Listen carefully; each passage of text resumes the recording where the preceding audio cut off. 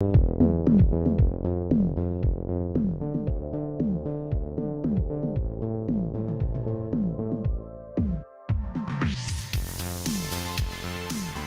up, everybody? Today is January 12th. It's a Thursday. It is 10 a.m. The semester has started again. Welcome to episode number 280 of the Simply Cyber Daily Cyber Threat Briefing. I'm your host, Dr. Gerald Auger. And over the next 45 minutes, me, you, Matthew Netchie, Gail Salins, and all the rest of the chat are going to be ripping through the top cybersecurity news stories of the day. And I'll be providing my expert analysis on each of those stories, specifically around how you can operationalize it at work today, this week, next week, in general. Or if you're looking to break into the industry, absolutely got you covered. You're going to hear terminology. You're going to get up to speed on current events, different threat actors, techniques. It will go a long way in helping differentiate you in the interviews and also acclimating your ability to absorb new information and pivot around in the industry. But before we get into that, as we are prone to do, I do want to say shout out and thanks to the stream sponsors, starting with my good friend Eric Taylor and Barricade Cyber Solutions. Barricade Cyber Solutions is dedicated to helping businesses recover from cyber attacks and mitigate the damage done. Cyber attacks can cause massive issues for businesses and send dedicated, hardworking business owners into turmoil. But Barricade Cyber Solutions knows how to mitigate the damage done by cyber incidents. Check them out at barricadecyber.com. Links in the description below.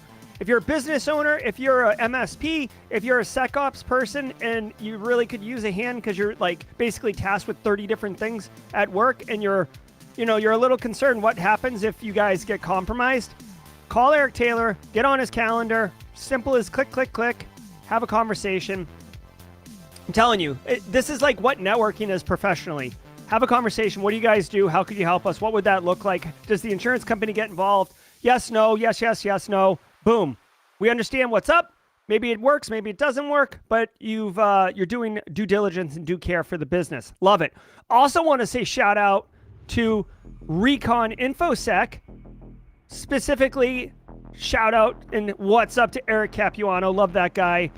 Former Air Force and SANS instructor, does great work over there as the CTO. If you're in need of a service that provides your organization with 24/7, so round the clock, managed detection and response, aka MDR, you need Recon InfoSec. Their transparent offering includes the people, process, and tech needed to deliver full spectrum security operations to organizations of any size. They will give you direct access to the entire team at Recon InfoSec. So like the analysts, the engineers, the architects, the people who are actually got their fingers all up in your data, all up in your PCAPs. Their platform, Artemis, gives you full visibility. SIM, SOAR, the works, okay? A lot of other commodity MDR providers, and if you've got a story from experience in chat, share it, but no name calling, no doxing. Some of the bigger MDR providers that you're probably familiar with offer big promises, great sales sheet, great slick sheet. You get on and then it's like they just throw alerts over the fence back at you and you're like, this isn't actually helping me.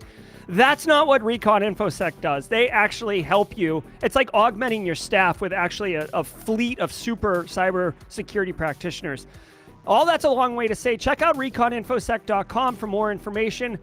And thanks for sponsoring the show, guys. Hopefully it's 10 o'clock a.m. Tuesdays and Thursdays until summer. It will be 10 a.m. I do teach at the Citadel. I have an 8 a.m. class, and it started today. So, I guess the professor's in the house. But, please understand that it will be 10 a.m. on Tuesdays and Thursdays going forward, remaining 8 a.m. Monday, Wednesday, and Friday. I want to let you know that each episode of the Daily Cyber Threat Briefing, just like this one, is worth half a CPE.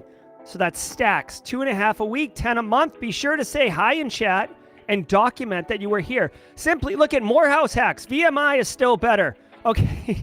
All right. A little VMI Citadel rivalry there. But you know what? If Morehouse hacks claim CPEs for the Daily Cyber Threat Briefing and ISC squared, ISACA says, now, why don't you prove to me that you were there? All he's got to do is pull up the stream, go right here and say, there it is. Next, right? So, thank you. Next. right? So if you're live, love it. I know it's always tough on the 10 a.m. streams to capture the numbers that we normally do, but we're over 100 right now, so it's great that you guys are here. Thank you for spending a little bit of your day with me. If you're watching on replay, hashtag Team Replay in the chats, in the comments. Make sure you drop it. Again, it helps document that you were here. And also, I really enjoy going back and reading all the team replays. I drop little heart emojis and stuff. It's fun, and I appreciate it. I know it's not accessible to everybody all the time, and I appreciate that you make it a point to catch up with us on the replay. Okay. Whew. All right, so I'm going to go ahead and put this to the side. I do want to point out, guys, that there is a pinned chat. I'm affiliated now with IT Pro from ACI Learning, basically the old IT Pro TV. They're giving 30% off to Simply Cyber people. Simply Cyber 30 is the coupon code. I'll show you that later. Also, since it's 10 a.m., we're live, and there's fewer people here. Your chances of winning the raffle prize for today, the OSINT using Recon NG full course is the raffle prize. You have a better chance, statistically speaking, to win it today, so stay tuned later for that. Also, Team Replay, the drawing will be tomorrow. I will show you a video on how to enter the drawing at the mid-roll. But I've been trying to stick to this, get right into the news and then jaw jack at the end, so I'm going to take my time. But I do want to say, what's up, Andrew Nakamura? Congratulations on winning that yesterday. Wonderful work. Harish Kumar, always great to see you. Hey, Sandy Hall, good to see you. I have multiple videos on risk management already, and my GRC analyst class, Sandy, has 5 lectures on cyber risk and how to assess it and manage it. All right, guys, let's slide into the news. Sit back, relax, and let this wash over you like an awesome wave. From the CISO series, it's cybersecurity headlines. It's Thursday, January 12th, 2023. FAA system failure delays flights. The U.S. Federal Aviation Administration posted an advisory warning that its United States Notice of Air Missions, or NOTAM system, failed, resulting in estimated flight delays and cancellations impacting hundreds, if not thousands, of flights. The NOTAM system sends notices of essential information for personnel handling flight operations that isn't known far enough in advance to be sent by other methods. As a result, the advisory said it ordered airlines to pause all domestic departures until 9 a.m. Eastern Time on January 11th in order to validate the integrity of flight and safety information. The FAA said it's investigating the cause of the issue, and the White House press secretary said there is no evidence of a cyber attack at this point. The FAA subsequently confirmed it lifted the ground ban just before 9 a.m. Eastern, with flights gradually resuming. Mandiant VP John Holtquist said a cyber attack on the system seemed unlikely, saying the failure likely came from cascading failures across increasingly complex interdependent systems. Increasingly complex and brittle and old and unsupported systems. I think they ran out of characters there, so they had to cut some of those adjectives out. But I ain't hating. Oh, Professor Black Ops with a super chat. Thank you. I'm glad you enjoyed the Chat GPT stream. What? Did we just become best friends? Yep. Very nice. Yeah, Chat GPT as a FISMA analyst. I love it, Professor Black Ops. Good use case there. So guys, we actually covered this yesterday. If you stuck around for the jaw-jacking section of the Daily Cyber Threat Briefing, this was happening live. I gave my initial thoughts and feedback on what had happened. While, it is a system, and it went down, and it had profound impact on many, many Americans yesterday, many people in the United States. You don't have to be an American to fly in the United States, obviously, but this no-man system or nomad system or whatever it was went down. Guys, you got to remember a couple things. One, the FAA and airline travel in the United States is really, really got a lot of complex systems. Safety, traveler safety, airline safety is paramount to the industry. That's why when you get on the plane and then you got 25 minutes of pre-flight checks, and then you're sitting on the tarmac because there's a weird thing going on and they're going to have to inspect it.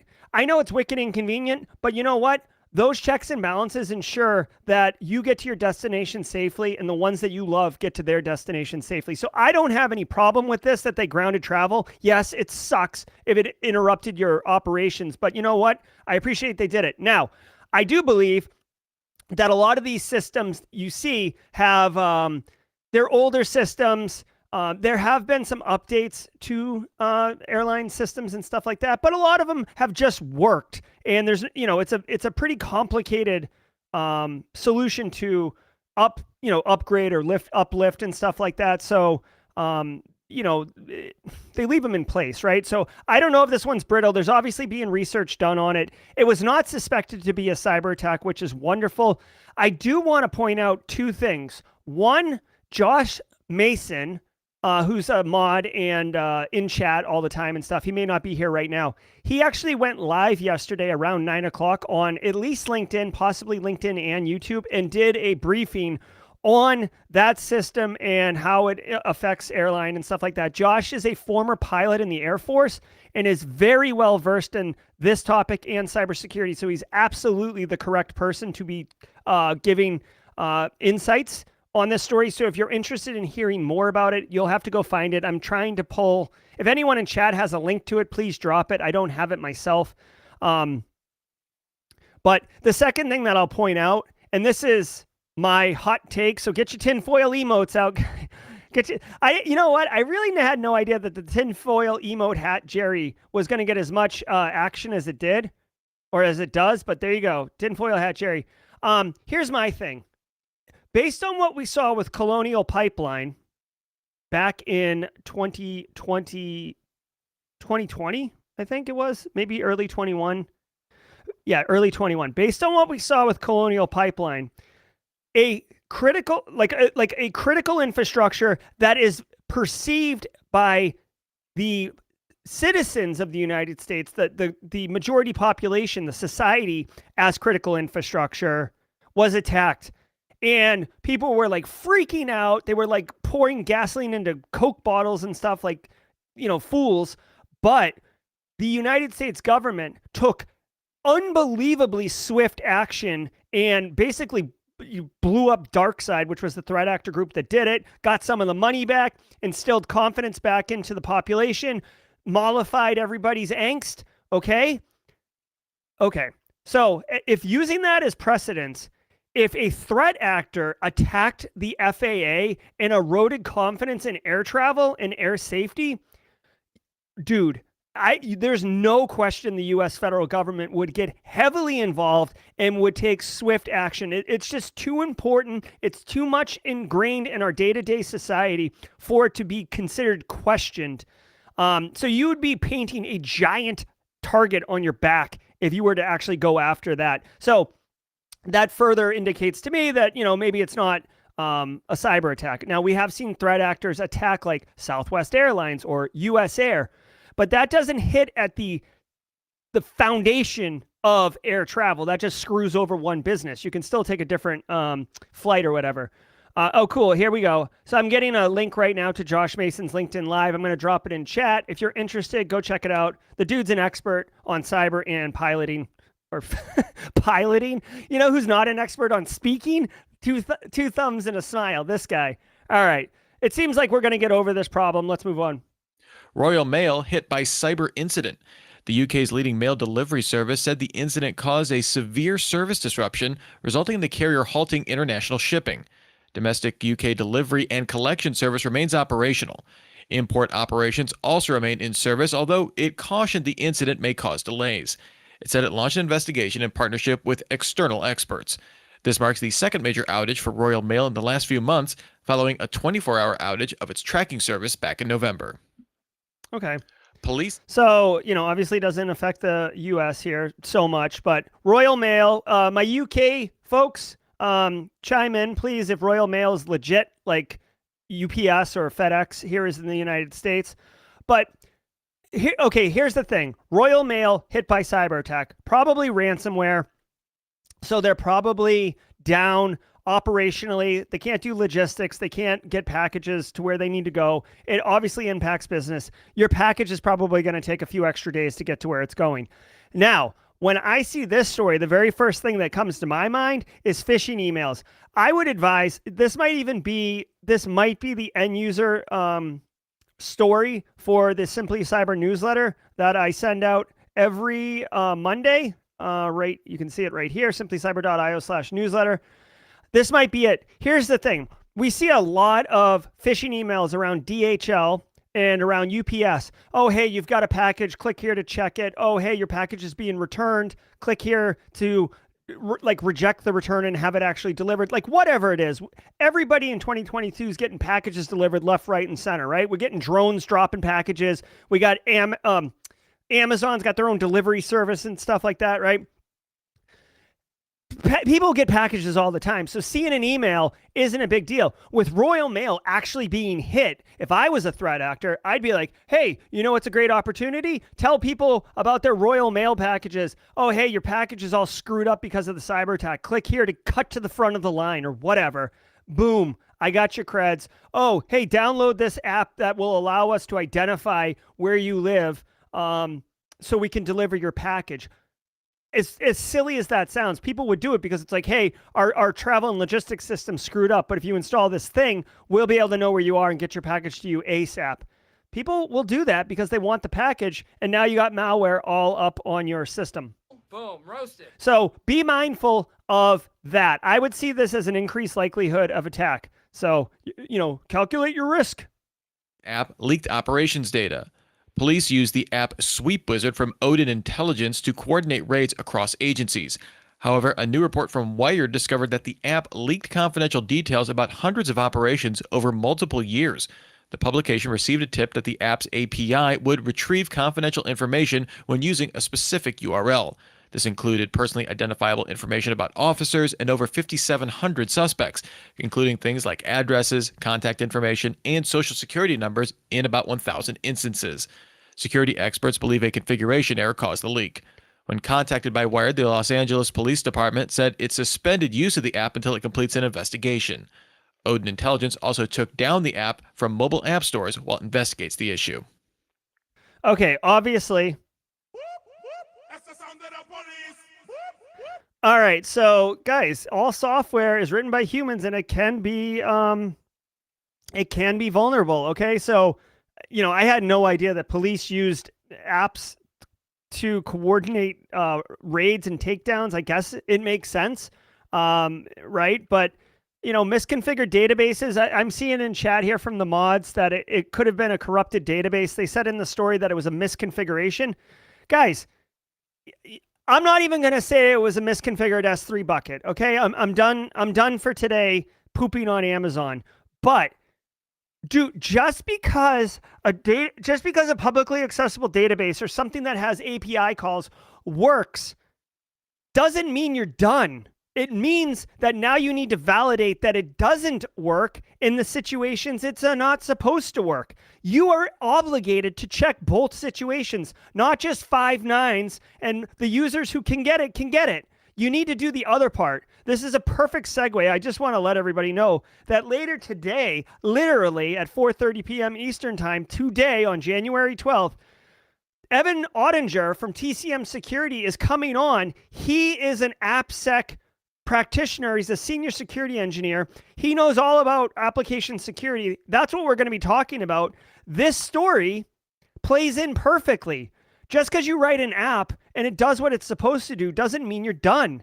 Now, if it was a corrupted database that caused this issue, I mean, that would be a really spurious hit. And with all due respect, I'm not calling the mods wrong. I'm just saying it seems weird if a database gets corrupted, that it corrupts in such a fashion that it's still accessible, still able to drop details, and it just changed the configuration of its public accessibility. That seems a little convenient. But I hope as a person of light, right? A person of the good side, the light side, the good vibes team over here. I hope that none of these law enforcement officers or police operations were compromised in any way. I hope no informants, no undercover agents were compromised in any way. I mean, we've all seen Reservoir Dogs, right? Mr. Orange, Mr. Pink, Mr. Blue, Mr. Brown. I don't want to spoil it for anyone, although I may just have done that. Sorry. Damn it. Okay. Maybe the corrupted database was the NOTAM story. Anyways, it just goes to show you, dude, sometimes the consequences can be quite severe of a misconfigured database. Binance admits flaws in stablecoin backing.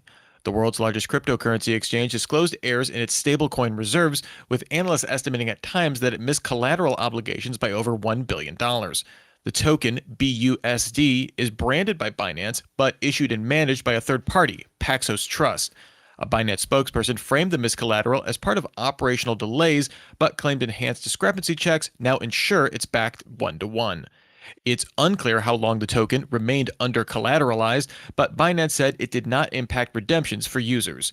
Analyst data seen by Bloomberg found that the BUSD token often remained under-collateralized between 2020 and 2021. Oh my God. I'm a crypto evangelist. I love it, love it, love it. All right. So Binance, the remaining, FTX went down. Binance is another one of these cryptocurrency exchanges. Coinbase is another one. Binance, claims up and down that, this is the one that's run by CZ. It's not in the United States. It's kind of unsure exactly where it's housed from. They don't get audited. They're not regulated. And surprise, a very convenient flaw, I might add. Question whether or not they had pegged their stablecoin. Now, without getting into like all the crypto stuff, and again, I know enough to be dangerous. I'm not a crypto bro or any of that stuff. But basically, the idea is that cryptocurrency is incredibly volatile, right? And it's not backed on anything. So it's really based on market demand, which is why there's so much pump and dump going on. And, fortune favors the brave. Thanks, Matt Damon. Thanks, Tom Brady. Like the reason you were hired is to pump the crap out of this so it appears like it's got value. All right. Well, stable coins were supposed to peg the crypto to a US dollar in order to have it fluctuate in relation to an actual currency that's in use. And the idea was this would remove the volatility and the risk of crypto. Okay, that's the promise. And I guess the idea is that gets you over the hump of this is a little risky. Oh, it's pegged to the dollar. Here's $500,000. Oh, what? I lost all my money? Yeah, because it's all hot trash. So anyways, long story short, Binance has discovered a flaw that they weren't actually pegged to the US dollar after all for some period of time. Looks like they fixed it. I don't know, man.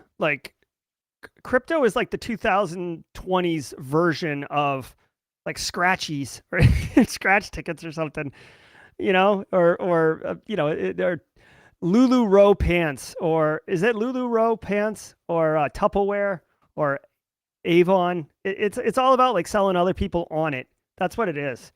Anyways. And now a word from our sponsor, App Omni. Can you name all the third-party apps connected to your major SaaS platforms like Salesforce and Microsoft? What about the data these apps can access? After all, one compromised third-party app could put your entire SaaS ecosystem at risk. With App Omni, you get visibility to all third-party apps and SaaS-to-SaaS connections, including which end users have enabled them and the level of data access they've been granted. Visit appomni.com to request a free risk assessment. All right, it's the mid-roll, so you know what we do. If you're new here, this is what we do on the mid-roll. Hey. All right, guys, it's the mid-roll. I want to take a moment and just thank all of you for being here. Special thanks to Barricade Cyber Solutions and Recon InfoSec for their continued support of the Simply Cyber Daily Cyber Threat Briefing. Definitely appreciated. If you're getting any educational value out of this, if you're getting any entertainment value out of this, if you're getting educational and entertainment value out of this, the best way to say, hey, Jerry, nice job, hit the like button. I'm not craven for these likes. The reason I ask for it is because once we hit a certain threshold, YouTube says, hey, look, all these cybersecurity people say that this show is good. Let me go show this to other cybersecurity people who have not seen this show and see if they like it. This is how we grow the Simply Cyber community. This is how we get better networking, better engagement in the streams. So take a minute, hit the like button. Thank you, Paula Terranova. Let's go for 100. All right, while we're doing that, while you guys are hitting the like button, I want to kick the raffle off. The raffle is live right now. If you want to enter, the code is OSINT, O-S-I-N-T, OSINT. Enter OSINT now to enter the raffle. All right. And while that's queuing up, I want to remind everybody the pinned chat is for IT Pro, formerly IT Pro TV. You can see here, if you click on the link, it goes to Simply Cyber. Basically, you get 30% off your first month, your first year. I'm actually, like I promised you guys, I'm actually digging in there to see what they have. It's actually pretty cool. They have courses, practice tests. So if you want to take A+, Sec+, practice exams, they got those, virtual labs. I'm actually been working through the IoT pen testing course with Daniel Lowry. Like, you guys know Daniel Lowry. I really like Daniel Lowry, this guy right here. I've been working through it. I enjoy it. Now, guys, another thing that we do every Thursday is What's Your Meme Thursday? Dan Ridden, a.k.a. Haircut Fish in chat. Yep, they have the CEH practice exam in there, Justin. Let's double check it. Practice tests. CEH right here. There you go. You can run a practice test just like that. Pretty much any test you want. It's pretty cool. Carrie got the A+, CCNA, SysM, SysP, they're all here. All right, guys. So every Thursday is What's Your Memes Thursday? And Dan Reardon's bringing the heat. So I've been doing a lot of haiku streaming lately. I've got my own grid runner here. Thank you. Thank you, Dan Reardon, a.k.a. Haircut Fish. Congratulations on the new job, Dan. And I'd like you all to meet my avatar on World of Haiku, where I grid run in a post-apocalyptic dystopian future connected to the internet. Love it, love it, love it. Thank you, Dan, so much. Guys, I want to remind you, every single Monday morning, I send an email at 6 a.m. Eastern Time into your inbox that I wrote on Saturday that has 3 pieces of actionable intel, one for your end users, one for your peers, one for your executives, that you can instantly leverage to reduce cyber risk for your organization and make yourself look even more like an all-star than you already are. Go to simplycyber.io/newsletter to sign up. If you don't like it, unsubscribe. I don't care. No hurt feelings, okay? All right, let's get our la-la-las on. La-la-la-la. La-la-la-la. La-la-la-la-la-la. Guys, it's really great. Let's look at the raffle here.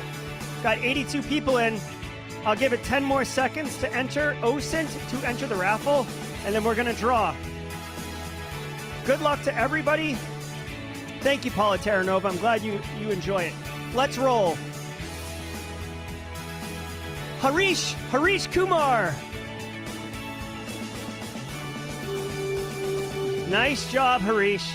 Nice job, Harish Kumar. Congratulations on nailing that raffle prize. Congratulations. Harish, connect with me on Discord to collect your prize. Very happy for you. Glad you won it. Guys, I want to just take 1 second. If you are on Team Replay or you're live and you want to enter to win the OSINT raffle tomorrow, Friday, January 13th, you have to go to the Discord server. I'm going to play a short 10-second video that shows you exactly where to go on the Discord server and what to click. Watch the video. Wait a minute. Hold on. I was turning off and on a background. Here we go. Watch the video. Get the invite.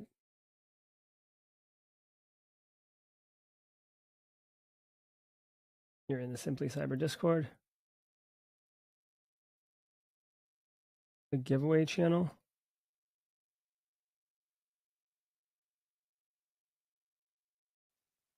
And that's it. It's simple as that. Exclamation point Discord in chat to get to the Discord server if you're not already a member. Once you're in the Discord Simply Cyber server, scroll down to the left to the giveaway channel. Click on it, and you'll see right there, there's an active raffle. You just hit the celebration emote to enter the raffle. I'll tell you right now, I'm in the Simply Cyber Discord server, and right at this time, we have 40 people who have entered. So you have a very strong chance of winning at this time because the odds are ever in your favor. If you have any questions, ping me on Discord or ask one of the mods. Everybody's here to help.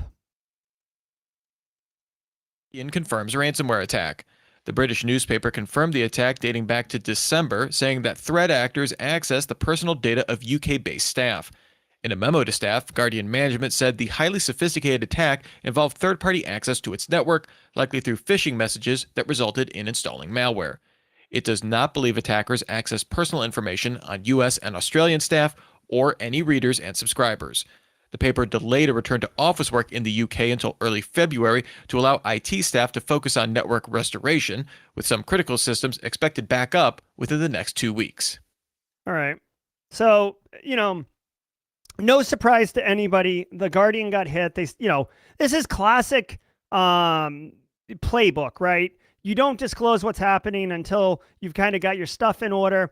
They are now confirming it was a ransomware attack, which many of us believed it was. They said that they were not severely impacted from a operational impact perspective. They were still able, a lot of their reporters work remotely. They were able to post their news stories online and stuff like that. So it wasn't absolutely devastating for them, but it was a ransomware attack nonetheless. And they do have to go through the process of, contacting their insurance company, getting the executives involved. Do you pay the ransom? How much is the ransom? Do you have somebody like Barricade Cyber Solutions there to talk to the threat actors, negotiate down? Basically that's all the things. Started with a phishing attempt. The victim was tricked in an email. You know what, guys? Highly sophisticated cyber attack doesn't mean that they're using Elite 0 days and like Mission Impossible level espionage. It just means that they orchestrated and executed a well-oiled attack. In this case, phishing email, probably spear phishing, got the creds, logged in, maybe MFA, maybe made them download a piece of malware and allowed them to remote in, whatever it was. I say this all the time, guys, like with all due respect, yeah, the Guardian's well known and everything, but dude, it's just another ransomware attack. Like it's a day that ends in Y. Ransomware attacks are rampant, and it sucks that it's the absolute norm now. We've normalized ransomware attacks, but as I've always say, it's about cyber resiliency, not cyber security. Okay. You're going to get hurt. You're going to get hit. It's all about reducing the impact and reducing the impact of a successful cyber attack and reducing the time period between when the cyber attack occurs, when you know that you've been attacked. And usually with ransomware, it's super easy because they tell you that you're attacked. And then the amount of time it takes to recover from the cyber attack and get back to normal business operations. So not a lot to do here. Guys, I do want to say what's up to Aunt Donna. My Aunt Donna is in chat right now. I'm going to drop her a little spicy and a John Strand. Hello, Aunt Donna. Glad you could be here. All right, let's all go on. If you guys want to say hi to Aunt Donna, please do that, and we'll keep on with the stories. Cloud-based malware triples in 2022. This finding comes from a report from Netscope Threat Research. It found that over 400 unique cloud applications delivered malware in the year, 3 times the amount seen in 2021. It also noted that 30% of all cloud malware downloads originated from Microsoft's OneDrive, followed by Weebly and GitHub. Netscope correlates the rise in cloud malware to the overall increase in regular cloud usage within organizations, with 25% of global users uploading data daily to OneDrive. The report found Australia saw the biggest growth in cloud malware compared to web-delivered malware, while the telecom sector saw the biggest increase. Okay, so I do appreciate this. I do want to kind of consume a little bit more about this before I deliver an opinion on this. Paula Terranova with 5 gifted subs. Thank you, Paula Terranova, and whoever consumes those gifted subs, like Ken Pryor, Thomas Kolb, GBOR, Reaper01. You guys giddy up on that. Be sure to take advantage of all these sick emotes, including, I'll drop a couple Hackermans in here. Hackerman. Definitely take advantage of those. Thank you so much, Paula, for the gifted subs. Guys, here's the deal. Okay, here's the deal. First of all, dark reading, if you don't know, I have high respect for dark reading. Dark reading's been delivering cybersecurity blogs and news content for quite a while, and I believe that they are a awesome, legit source of cybersecurity information. So first off, that darkreading.com, definitely recommend you guys check it out.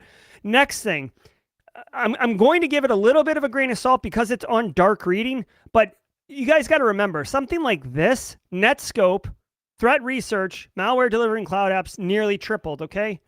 Highly probable that Netscope sells a product that helps you deal with cloud malware, right? Helps you deal with, I bet you they sell a CASB solution, right? Let me see. Netscope. Let's see what they sell. What do you sell? What do you sell? Security Service Edge, right? So I guess the Service Edge is now what we're calling the cloud, right? See, CASB, Zero Trust Network Architecture, SWG. I don't even know what acronym that is now. Dude, the security vendor product market, they're constantly coming up with like new acronyms and new terms so they can like be bleeding edge with whatever's new. But just know this, Netscope, like this, the results of this report definitely helps. Like, it's like, oh, here's all this bad stuff. And if you don't want this bad stuff, consider our product, which will help it, right? So you've got to be mindful that there is an agenda in Netscope doing this research. Now, having said that, if the research is sound and you can follow its logic in an objective way, then, you know, good on them. And I'm glad they funded it, right? It's marketing budget. Okay, now let's get into the meat of it. Here's the deal, guys. In 2022, if there is a link to some like, you know, XYZ dot, you know, CN dot, you know, SE website for you to click on to download malware, every single email gateway or EDR solution is going to be like, hell no. What are you joking me with this? It'll absolutely not work. And it might even flag some stuff, right? Oh yeah, thanks, Joel Belton. It is 2023. Okay, so here's the deal. If you host your malware on Google Drive, if you host your malware on OneDrive, if you host your malware wherever, and I send you a link, hey, Joel, here's the Q4 numbers. Hey, Aunt Donna, here is a report on, you know, COVID research in 2022, or here is like some new like sites to go, like new polling sites to go vote, like whatever it is. Insert your fish here, and the link says OneDrive or the link says Google Drive. First of all, you might be like, okay, I know OneDrive. I've been trained to look for suspicious domain names by my InfoSec department, but I know OneDrive. We use OneDrive. OneDrive's okay. Boom. Owned, right? Or hold on. Boom, roasted. Okay, boom, roasted. Second of all, when you click, when you click on the link, any type of firewall, email gateway, IDS, like whatever, is going to look at it and say, you're going to Microsoft's infrastructure. You've either, you know, whitelisted it and cleared it, or it's definitely not going to show up on any like naughty list, right? Any kind of threat feeds as malicious domains. Like no way is OneDrive ever going to show up as a malicious infrastructure, even though criminals are using it that way. So do you understand? By threat actors leveraging these known reputable file sharing services, they're able to basically, I mean, this is so apropos, right? This is a threat actor. This is OneDrive. Okay? This is also OneDrive. You see the problem? Just going to walk right into your inbox and detonate malware all up in your face. So I'm not surprised that it tripled in 2022. Guys, we're getting good at blocking threat actors in some ways. And they're like, threat actors are like running water. They're going, like if you put a sandbag in front of them, they're going to try to go around it. They're going to try to find a different way. They're going to build up and go over the sandbag. Like whatever it is, they are going to find a way. You know why? Because it's financially motivating. Straight cash, homie. That one's for Kimberly. It's straight cash, homie. So if I can deliver malware, if I can do espionage, if I can pwn you, if I can get if I can install an info stealer and steal your crypto wallets, they're going to do it, right? So that's what's going on here. It's a tough one too, because when you're educating your end users to look for suspicious domains, OneDrive isn't going to flag off on them and they're going to be like, oh, it's not a big deal. So you got to make sure your EDRs are tuned correctly. You got to make sure you're training your end users to be aware that, hey, you know what? If you're not expecting an email from whoever, be alert about it. If you really think you won a $500 gift card to Home Depot, maybe you should, think how ridiculous that sounds, right? If you think you won a Dick's Sporting Goods Yeti cooler, maybe you should question the legitimacy of that, right? California says digital IDs are coming. As part of California's budget proposal for 2023 and 2024, Governor Gavin Newsom said that in a matter of months, people will be able to get your driver's license on a digital wallet. Newsom offered no other details other than to say it would be next level. While Apple has led the charge for digital IDs, California is not on the company's list of states committed to supporting storing digital IDs in Apple Wallet. Right now, the feature is available on Apple Wallet in Colorado, Arizona, and Maryland, with 9 other states in testing, including Connecticut, Georgia, Hawaii, Iowa, Kentucky, Mississippi, Ohio, Oklahoma, and Utah. Okay. All right. Hey, you know what? I'm not terribly unhappy with this. I love the idea of smaller footprints. I mean, me personally, I don't carry a wallet. I have my phone, and then I have a phone case that holds a couple digital cards, a couple physical credit cards, IDs and stuff. So if we could, bake it in, that's really cool. I just want to remind everybody that, like, if the phone dies, if you drop it in a toilet, if you leave it on a plane, you all of a sudden don't have an ID. So, like, yeah, it's wicked convenient, but you're also accepting a level of risk by that, by accepting that convenience, you're also changing your risk profile about, having ID on you at any time, right? Plus, I want to remind you, I would think that it would be incredibly easy to make fraudulent IDs, right? Like, guys, fake ID, like a physical fake ID, when you take it to the bar or you try to get on an airplane as, like a criminal trying to flee the country or whatever, like, I don't care what your use case is, just a fake ID. They take it, they fold it, they look at it. Has it got the hologram? Does it smell like an ID? Yes. Okay. You're good to go. Very scrutinizing, right? The bouncer with the flashlight. This is software. This, I feel, could be fraudulent. You could create a fake lookalike Apple Wallet driver's license app and hold it up. And unless the bouncer, unless the TSA has some type of companion app that knows how to validate the authenticity and the integrity of the ID that is being displayed, rampant fraud is what I'm thinking. Like, the second I see this, that's the first thing I think of. Like, oh, well, that'll be easy to clone. Like, next, right? So not only are you as an individual taking on the risk of, like, not having your ID because your phone dies or you crack the screen or you leave it, but you're also introducing a macro level issue of fraudulent identification getting all dropped out everywhere. Yeah. If it had PKI, if there was some type of integrity mechanism to check it, but that has to be rolled out everywhere, right? Like, if it's just on your phone, it's just on your phone. If you're going to have some type of checks and balances system behind it to validate the integrity of the ID, then all of the places that are going to accept that ID have to be hooked into that platform as well, right? And that doesn't even get into all the challenges of PKI with, like, certificate revocation, fraudulent certificates, all this other stuff, right? I think that this is a cool idea, but I think there's going to be I'll put it this way. I'm usually a tech early adopter. I love myself some tech.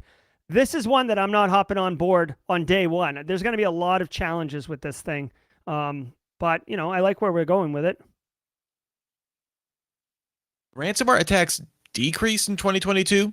It seems like we cover ransomware attacks with increasing frequency here on cybersecurity headlines, but the 2022 State of Ransomware report from Delinea made the argument that attacks decreased last year. It surveyed 300 US-based organizations, finding that 25% experienced ransomware attacks in the year, down from 64% in 2021. Organizations paying a ransom also declined, down from 82% to 68% in 2022. This seems to correlate to a decrease in budget for ransomware. 68% of those surveyed said they allocated a budget for ransomware protection in 2022, down from 93% a year before, while organizations with ransomware incident response plans decreased from 94% to just 71%. What? Okay, so that was confusing. So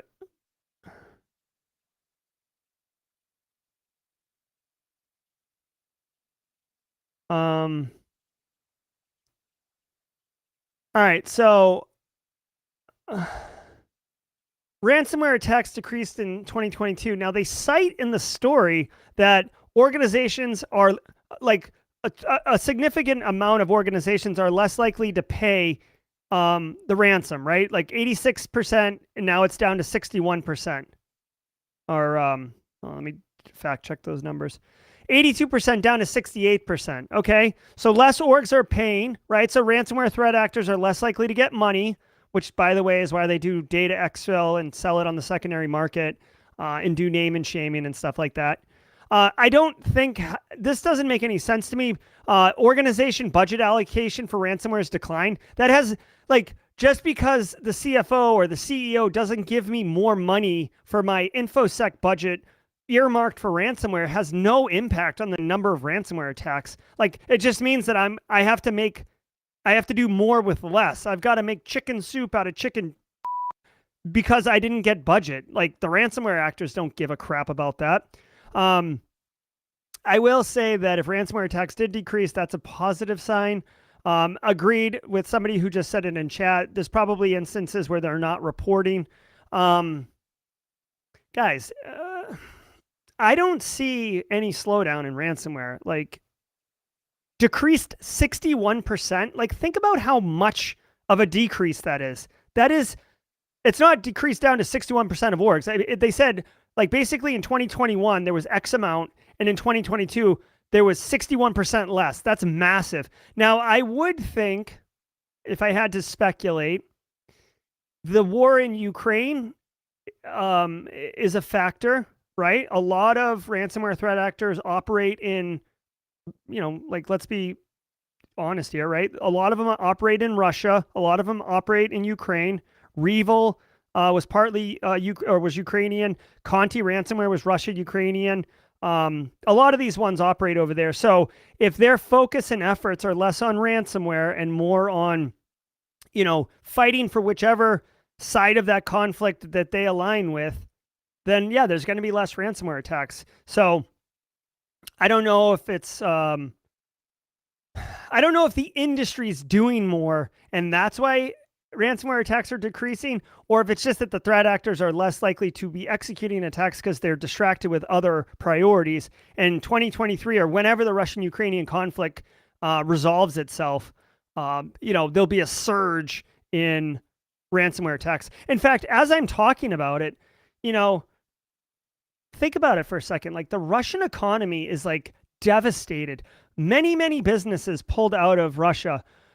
Putin is conscripting individuals to go fight in the war. Like, Russia as a society, again, I'm not there. I'm not wicked well versed in all this. I'm just reporting on what I've heard and seen in the media. But Russia is, like, really getting just hurt.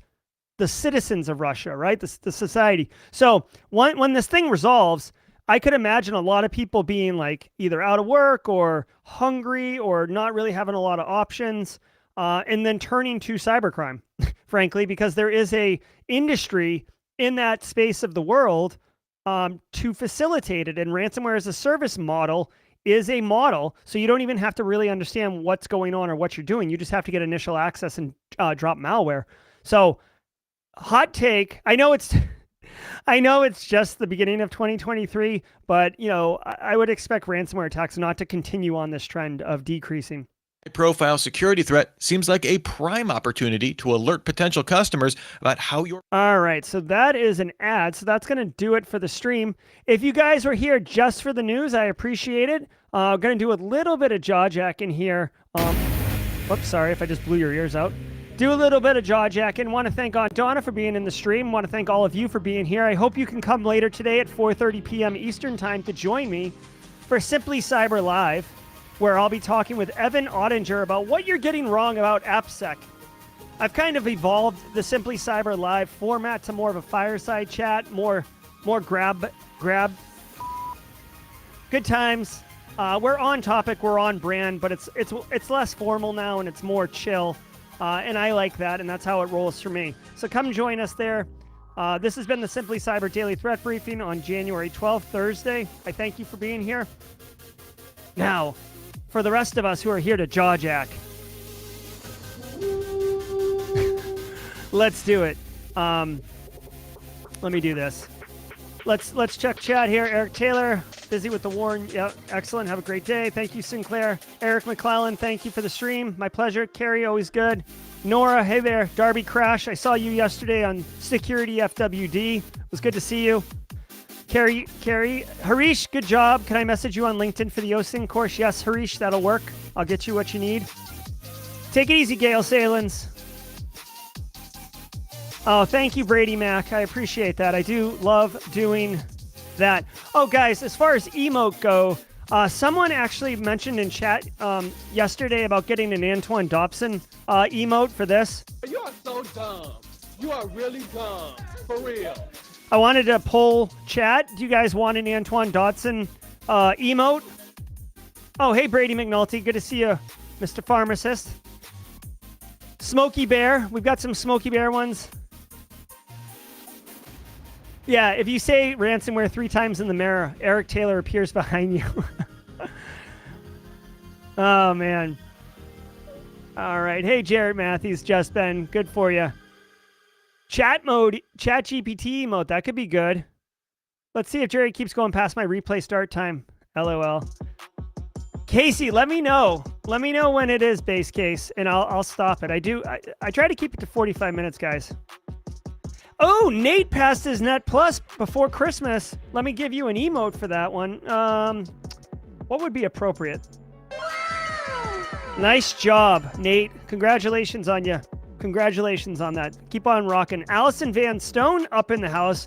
Allison, did you watch the Marketing to Cyber video? I hope you did. Hope you got value out of it. Rhea was awesome. Good to see you. Mitch, Tom Bishop in here. Pamela, how's the new car, Pamela? Hope it's going well. No issues. Paula Terranova with the crypto class.